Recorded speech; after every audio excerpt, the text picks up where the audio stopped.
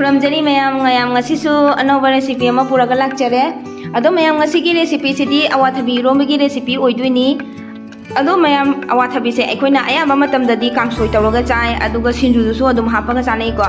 ado ngasidi ai eromba oina tawjarake na tawbane ma'am dasu share tawjarake ado eromba sidi kaya toina chana daba male ko aduna ma'am ngasi se ai recipe eromba gi recipe se share tawjarake tawbane ado chana ba yaurasu ko ma'am comment ta haibiramo aduga chana driba singsu adum khangdri chana di haibadasu ma'am adum haibiramo comment ta ado khangdriba singsu adum khangjilo awathabi se eromba chabada yam haubani ado aikhodi ayama matamda eromba se adum toina chai ko aduga kangsoi su chai ado eromba se na hena adum chai eromba se charaga yam haubani awathabi se ado amunbadi yam thungwani ko amunbadi chaba yade amunba haibadi sum khakha muli tawraga ngangli tawraga leidana ko adudona tawba taraga di thumtik tawbani ko aduna asangba se lawba taba asangba se oina tawraga di mahau leibani ba ko ado thummaga di hoi thumba haina ba singna di adum khitang muli tawbadu su adum charaga kasu kaide ado asangba sina mo hauba henbani ado ahamba dai awathabi se mari laujare ko aduga phajana maku khoktoba matungda sumaina soire aduga masung taraga soiraga I hapjare ko chamthokpa phajana chamthokpa loijare magi makano gi dusu manung gi dusu loina aina kheto e ko sumain tawna aduga phajana chamthoe alu amsu hapjare ma'am ado alu se haptrabasu yai aduga hapasu adum mafon tana bagi damakta mahau kitak leina bagi damakta hapjabani ko ado ai phajana chamthokpa loijare aduga cooker dai sumain tawna hapchille ado u morok se ani ma hapchillage morok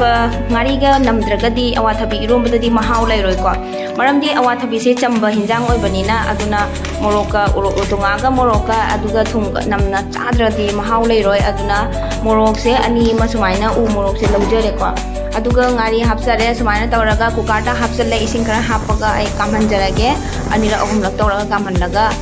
aduga yengminarsi yare ai anira ahumlak kamhanlaga matungda ai thangjajare ko do yengasi ma'am मुल्लब्रा हाइबदो अदो फजना मुल्ले यारे आई लौथोकचरगे हुजी येंगो हुजी कनोना सु चमसना थिनबदसु अदुम चंगे को फजना मुल्ले अदो कश्याम कन्ना कामहनबगी सु मथौ तादे दा आइदी याम कुइना कामहनबगी सु मथौ तादे अदुम यांगना मुनबनी अवाथाबि सिदी अदो ये हुजी इरोंबगी प्रोसेस तौजरगे को अदुगा मोरोगा ngari ga se takhai jarge aidi glass ina oina asum takjare glass maninga pakpasina takpada adum nongai bani aduga ma'am aigi video sida jangbirakwa ichinnaw sing anawba yauraga di subscribe tawbiramo subscribe tawdriba sing subscribe tawsanbiramo aduga like comment su thambiramo ado ma'am aigi anawba recipe sing purakpa sing se kanaba khitang ubiba taraga di ma'am su like comment tawba kaubiganu haibiramo comment ta adum nungsiba comment thambiramo ado ai awathabi se hari eromba haujare ko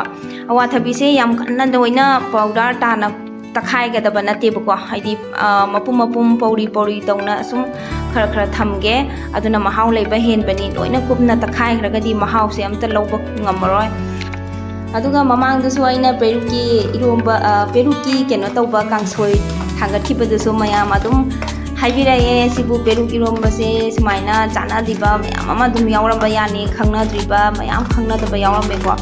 अदो आइसु दुइ निमितोदी अहानबा ओइबनी को ma'am so I share तोजरबनी हाइसिनाबा नते महाव यामना लई हाउरी हिंजांग लोदी हेल्दी ओइबा पोटनी पेरुक हाइसे चाबदा अखोइना काना दबा केमता लेते को अदो काना बतनी मांगोंदा फंगिसे अदुना पेरुक सिदी हा मतमदा अदुम चागदबनी कांगसोय तौना चागेरा अदुगा इरोंबा तौना चागेरा अदुगा सिंजुदा हापना चागेरा चानिंगबा मोंगदा चाबा याइको अदो कांगसोय तौना चाबसु Mahav यामना लेको nga atekpa aina thakpaduna haw mahaw thukpa hendokani haina hairappasu yawe chumi adana nga atekpa haibadi nga aina atawbodo hapabanina mahaw su leiba hendoe adoni ma'am सु try taroga yengbiu aduga awathabi eromba sisu yam thina hawi aduga ma'am सु amutang try taroga jengbiu haijinaba nate adum charaga yengbiu mahaw yamna leibani aduga charaba singnadi khangbirangani hawi hauti haibado adu chadriba singsu khangbiro aduga yam thina hawbani amutang try taroga yengbiu ado ma'am aigi video se swai se de loisinjarage ma'am nusibiduna